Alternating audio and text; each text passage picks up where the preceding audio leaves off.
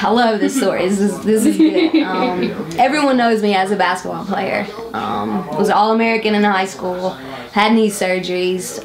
Altogether, I think I've had 7 knee surgeries, all on one leg. And my dreams of going to the WNBA kind of failed from that. I had to give up playing basketball due to my knee injuries. And at that same time, my mom passed away. So like all at once, my life just kind of just flipped. And I was like, okay, what am I going to do now? Because I grew up, it was ball, ball, ball. Going to the league, everything was fine. And then that happened. And it's kind of like a God story. I've always done music. Since I was in kindergarten, I would get pencils and I'd make, beats on the table and I'd get in trouble.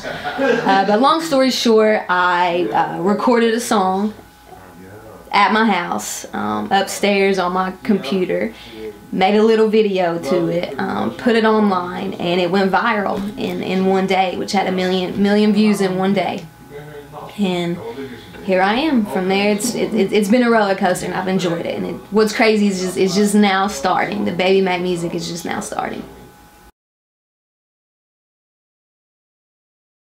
Yes, I want to say the first memory that popped in my mind was I was on the bus and a song, Heartbreak Hotel from Whitney Houston, was stuck in my head. And I remember getting off the bus and I just bought her album, and I would just go home and literally put her record in and just sit there and just sing my little soul out to Heartbreak Hotel. But definitely that. Before then, I played the drums. I got my first pair of drums, I think when I was 6 or 7 years old. But music's always been a part of my life. My mother played piano for the church I grew up in. But my mother's really the only musical talent I have in the family. But since I've been little, it's just kind of always been in me. It's been a process. It's probably been the hardest process for me, because if you know me, I'm all over the place. I'm not just one. You can't stereotype me in one way. One day I may be all rap. The next day I'm gonna come and walk in with Carhartt on. I mean, it doesn't matter to me. I grew up in East Tennessee and I love hip hop. But when I started, I was rough, which every artist is. Just came from the gutter. And the team that I'm with Rock to Death and Mighty Loud and Mr. Mac in there, we've all just kind of came together and made, which way am I going to go? Am I going to go the country hip hop way? Am I going to go straight country? Am I going to go straight hip hop and rock? And the whole time I'm just like, I want to do it all. I want to do what I want. But then you have these people who are telling me to go this way, and these people are telling me to go that way. But I kind of the older you get, the more you stand up for yourself. But just through the last 4 years, I'm going to do what I want. My music's going to be whatever. It's going to be a mixture of hip-hop, rock, country, oldies, everything. So that's how it came about, just being me.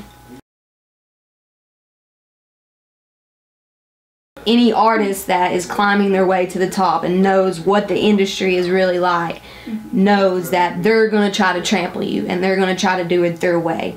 And if you're an artist and if you want to do this and love it, you've got to put your foot down and stand up for who you are. Has that happened to you at all? Oh, definitely. Where people tried to kind of change what you were thinking of doing and everything? In every aspect. You go to a photo shoot. I've been to a lot of photo shoots. The first thing they want you to do is take more clothes off. Right. And I'm not that woman. So that's one of those. And yeah, the label that I signed with, they were pushing the country. Pushing the country. And I don't own a cowboy hat. I've never owned a cowboy hat. I don't own a pair of cowboy boots. So that kind of, I was like, I don't want to do this if it's country. But you just got to stick up, and they understand. So.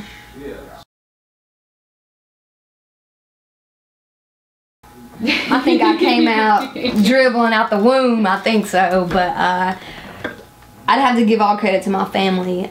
They're all athletic, my mom, my dad, and my brother.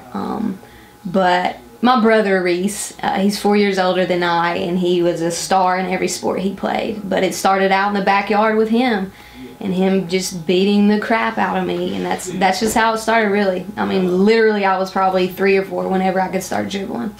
And what kind of kept you with it all those years? I just loved it. I had a huge passion for the game. I don't think there's no one out there that hates to lose more than I do. But I just loved it. I loved training. I loved getting up before everybody else and going and running a mile and putting up 500 shots before I'm even at school. I just loved it. I found a way to play basketball not only for myself but for God. Because as you grow as a woman, your spiritual life becomes more strong, and it just became it was a blessing to me to be able to have the talent to go to University of Tennessee. So. And how was it like playing with Coach Summitt while you were there? Oh, tremendous blessing. I mean, there's only a few couple hundreds of us that actually get to say they played for the best coach in the world, men or women's. I learned a lot from her. We bumped heads a lot, but which made our relationship special. But definitely learned a lot, and she's such an influential woman, and has definitely shaped me to be the woman I am today.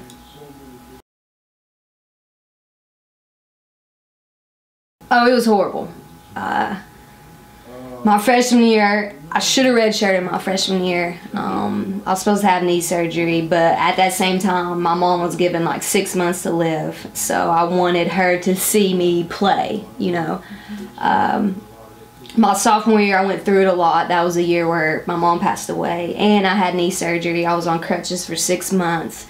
Like, it was awful. I honestly, there wasn't a day that didn't go by that I questioned about leaving and just starting a whole new life. It was real hard, and then my junior year I started I think 6 or 7 games, and it just wasn't working for me. My knee just wasn't capable of the pounding that you have to endure as a D1 college athlete. It's just not gonna happen. So it hurt a lot. I didn't really. It shaped me. The college has shaped me who I am today. But basketball-wise, it was awful. That's all I can say is it was awful being hurt. But my teammates and my coach and just being out of position outweighed, my personal selfishness of wanting to play basketball.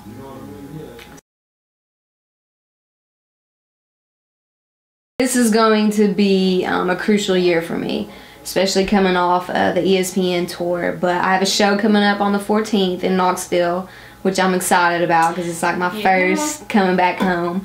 But just booking shows. I'm getting a lot of radio interviews and getting on the radio in different places. We have a lot of stuff lined up, but right now it's kind of picking and choosing which card we play right now. But right now it's doing shows as an artist and DJ, putting songs out. I've got a lot of singles I'm about to come out with that we've just been sitting on. I'm about to just show the world, just come out with some music in every angle, and it's gonna take off for certain.